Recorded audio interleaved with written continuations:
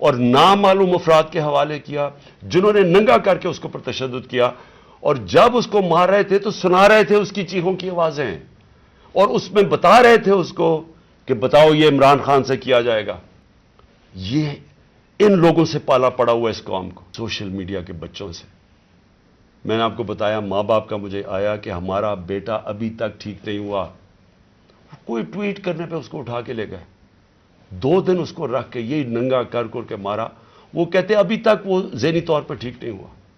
علی بلال، جس کو پیار سے ضلع شاہ کہتے تھے، ضلع شاہ، اس کی ہمیں پوسٹ مارٹم رپورٹ ملی ہے۔ میں یہ شروع کرنا چاہتا ہوں آپ سے، آپ سب کے سامنے یہ جو میں آپ سے بات چیت کر رہا ہوں، کہ جو پوسٹ مارٹم رپورٹ کے اندر جو چیزیں آئی ہیں، ڈاکٹر صاحبہ کا یہ شعبہ ہے، تو یہ پوسٹ مارٹم رپورٹ سے پہلے تو آپ کو یہ بتائیں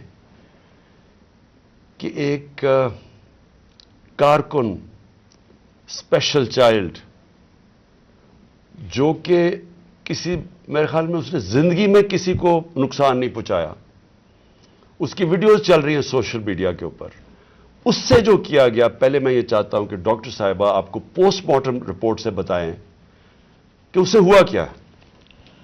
بسم اللہ الرحمن الرحیم۔ سب سے پہلے تو میں آپ کو ضلع شاہ کے بارے میں تھوڑا سا بتاتی چلی جاؤں۔ میرے حلقے کا یہ بچہ تھا، اور 10 سال سے جس وقت سے میں اس حلقے میں گئی ہوں، وہ ہمیشہ ہمارے ساتھ خان صاحب کی تصویریں لے کے، جھنڈے لے کے، ہر وقت تو بالکل خان صاحب کا شدائی تھا۔ اور جب سے یہاں پچھلے 1.5 ماہ سے یہ باہر بیٹھا ہوتا، میری اس سے روزانہ ملاقات ہوتی۔ ایک سادہ لو انسان، اس سے کبھی کسی کو کوئی نقصان نہیں دیا، کبھی کسی کو کوئی تکلیف نہیں دی، ہمیشہ پیار سے وہ بات کرتا تھا، سب کے ساتھ وہ ملتا جلتا تھا۔ اس بچے کے اوپر اتنا ظلم اور تشدد ہوا، جب میں نے یہ پوسٹ مارٹم رپورٹ پڑھی تو میرا دل دہل گیا کہ یہ جن لوگوں نے یہ ظلم کیا، کیا ان کے گھر بال بچہ نہیں، اولاد نہیں ہے جنہوں نے اس بچے کے اوپر اتنا ظلم کیا۔ یہ پوسٹ مارٹم رپورٹ ہے میرے پاس جو ڈیٹیل، اس میں اس کو 26 انجریز تھی، یعنی ایک انسان کو 26 انجریز، 26 تشدد کے نشانات تھے اس کے جسم کے اوپر۔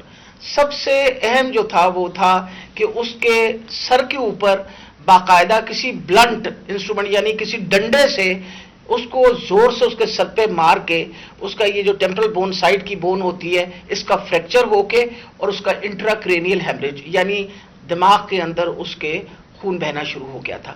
اس کے ساتھ اس کے جو جسم کے اوپر انہوں نے تشدد کیا، خاص طور پہ پیٹ کے ایریا میں، تو اس کی وجہ سے اس کی تلی اور اس کا جو جگر تھا وہ بھی پھٹ گیا، اور اس کی وجہ سے انٹرنل ہیمریج شروع ہو گئی۔ اور جو چوتھی سب سے آخری جو 26ویں انجری ہے، وہ سب سے زیادہ تکلیف ہے۔ وہ بیچارہ پہلے ہی تم نے اس کو مار ڈالا، اس کے بعد اس کے سر پہ انجری کر کے، اس کے جسم کے اوپر اس کی تلی بھی پھاڑ دی، اس کی وہ کیا کہتے ہیں بلنٹ انجری کی وجہ سے اس کا لیور بھی رپچر ہو گیا، اس کے پرائیویٹ پارٹس، یعنی اس کے جو پرائیویٹ اعضاء تھے ان کے اوپر بھی تم نے تشدد کر کے ٹیسٹیکولر ڈیمیج کیا۔ مطلب اس سے زیادہ تم کسی انسان پہ کیا تشدد کر سکتے ہیں؟ میں تو یہ دیکھ کے رپورٹ میں آپ کو بتا نہیں سکتی کہ یہ ہم جیسے ڈاکٹرز جو ہر وقت ان چیزوں سے، ہمارا بھی دل دہل گیا کہ یہ ایک انسان کے اوپر، اور وہ بھی ایک ایسا سادہ لو انسان، اس کے اوپر اتنا زیادہ تشدد کیا۔ مین کاز جو اس کی ڈیتھ کی تھی وہ یہ تھا کہ اس کے برین کے اندر، جو اس کے دماغ کے اندر جو ہیمریج ہو گیا، یعنی خون نکلنا شروع ہو گیا، اور جو تلی اور اس کے جگر سے جو خون نکلا، اس کی وجہ سے وہ بیچارہ بچہ جو ہے وہ اللہ کو پیارا ہو گیا۔ جی شکریہ ڈاکٹر صاحبہ۔ میں نے یہ چاہتا کہ آپ پہلے یہ سمجھ لیں، پھر سے میں یہ بتانا چاہتا ہوں، وہ اسپیشل چائلڈ تھا، وہ ایک، کیوں اس سے سارے پیار کرتے تھے، اور اس کی ذرا ویڈیوز دیکھ لیں، سارے سوشل میڈیا پہ اس کی ویڈیوز چل رہی ہیں۔ اس طرح کے انسان سے یہ تشدد کرنا، میں سوچتا رہا ہوں کہ اللہ ہم کدھر پہنچ گئے ہیں، یا ہم کدھر تک گر چکے ہیں۔ کیا ایک قوم اس طرح کی چیز کی اجازت دے، اور کیا اللہ کی برکت آ سکتی ہے اس قوم پہ؟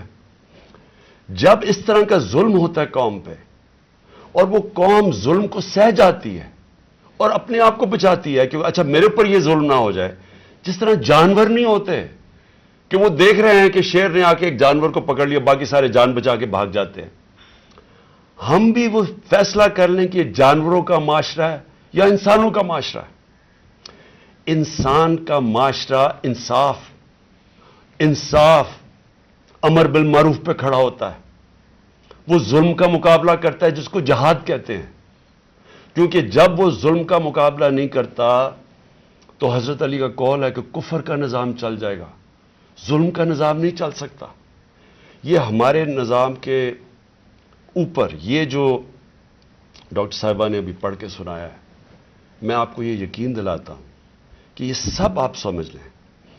اگر ایک قوم اس کے اوپر اپنی آواز بلند نہیں کرے گی، اور جو کمزور ترین جہاد ہے کہ زبان سے اس کے خلاف نہیں بولے گی، تو یہ قوم کو جینے کا حق نہیں دیتا اللہ. وہ قرآن میں کہتا ہے کہ میری زمین پہ نکل کے دیکھو کتنی قومیں میں نے تباہ کی جو میرے حکم پہ نہیں چلی. ہم تباہی کا راستہ ہے یہ ہمارا. یہ جو پاکستان سے ہو رہا ہے، میں نے ہوتا ہوگا دہشت گردوں سے، شاید ملک کے غداروں سے، اس طرح کی چیزیں ہوتی ہوں.